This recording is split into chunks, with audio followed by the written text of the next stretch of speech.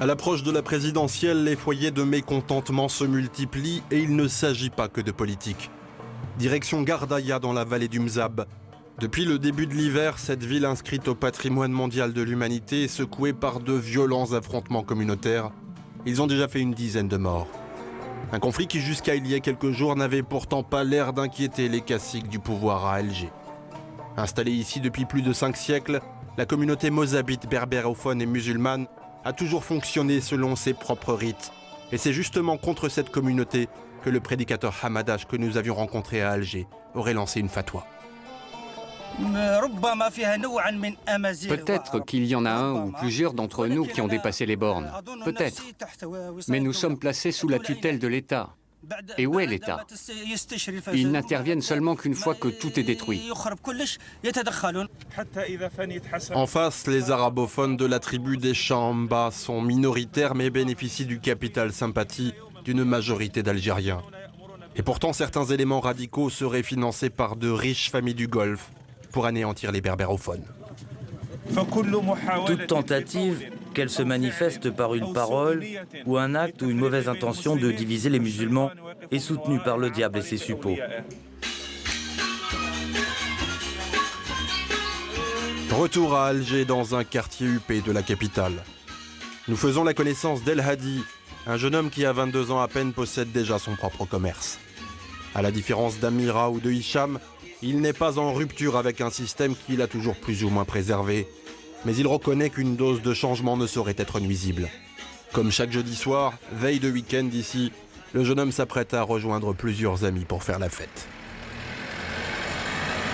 Je trouve qu'on a trop tardé pour que le peuple réagisse et prenne conscience qu'il faut une bonne fois pour toutes, on va pas se rebeller, je sais pas comment dire ça, mais voilà, montrer que vraiment on est contre ce régime et qu'on veut un changement. Et là, le fait qu'il se présente pour une 4e fois, moi je trouve ça, je sais pas, ça n'a aucun sens.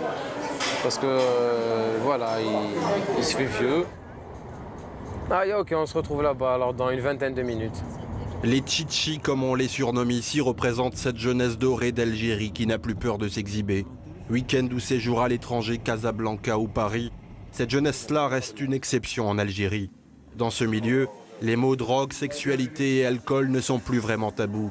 Dans cette discothèque à la mode, El Hadi retrouve son ami d'enfance Nassim avec lequel il a presque tout partagé. On est beau.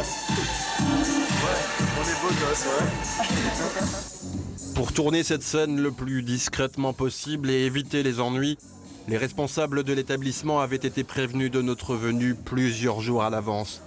Cela n'empêchera pas les 2 agents de sécurité de nous indiquer la sortie à peine 5 minutes après notre arrivée. Conduits à l'intérieur d'un petit bureau, ils vont même tenter de nous soustraire nos images sous la contrainte. Et les libertés fondamentales dans tout ça? Selon de nombreuses ONG, l'Algérie ne fait pas vraiment figure d'exemple. Dans son dernier rapport, Human Rights Watch condamne ainsi les arrestations arbitraires de manifestants et demande aux autorités d'abroger le décret de 2001 interdisant toute manifestation à Alger. Un texte instauré lors du premier mandat de Bouteflika, dont l'héritage reste contesté. Le président a le droit de se présenter pour un 4e mandat, même un 5e mandat.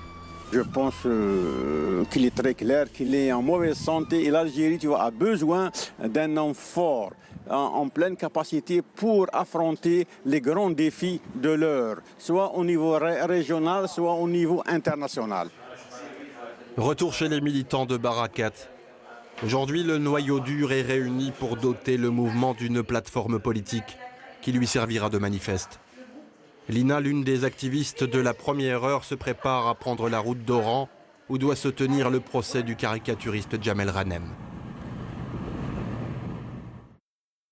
Le lendemain matin, devant le tribunal d'Oran, accompagnés d'un membre de la cellule locale, les activistes sont venus apporter leur soutien au dessinateur. Ce dernier est poursuivi pour une caricature du président Bouteflika qui n'a pourtant jamais été publiée. L'homme risquait jusqu'à 18 mois de prison et l'équivalent de 2 000 € d'amende.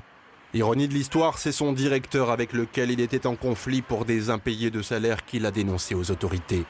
Et cette impertinence vaudra aussi au dessinateur d'être roué de coups en pleine rue par 4 malabars Une fois au commissariat, son téléphone a même été confisqué par les policiers qui ont classé sa plainte sans suite. Ces gens-là, ils sont en train de museler tous les journalistes et que tous les gens qui disent la réalité.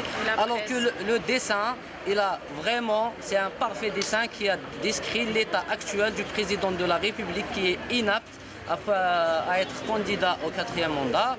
Leur rassemblement n'a pas rameuté grand monde, mais le plus important pour Barakat était de marquer le coup. Et au final, la justice a tranché en relaxant le caricaturiste. Mettant leurs divergences idéologiques de côté, plusieurs personnalités politiques ont décidé de faire front commun contre la candidature de Bouteflika. Criant à la tentative de coup d'État, le front du boycott s'élargit chaque jour davantage et appelle les Algériens à ne pas se rendre à l'isoloir le 17 avril. Nous ne sommes pas dans une action de déstabilisation du pays. La déstabilisation de ce pays, c'est un 4e mandat. La déstabilisation de ce pays, c'est refuser que le citoyen s'exprime. Plus que jamais, on doit laisser une place importante au peuple algérien. Islamistes, laïcs ou encore libéraux, la plupart sont d'anciens candidats qui ont jeté l'éponge. Je pense qu'il serait trop ambitieux d'affirmer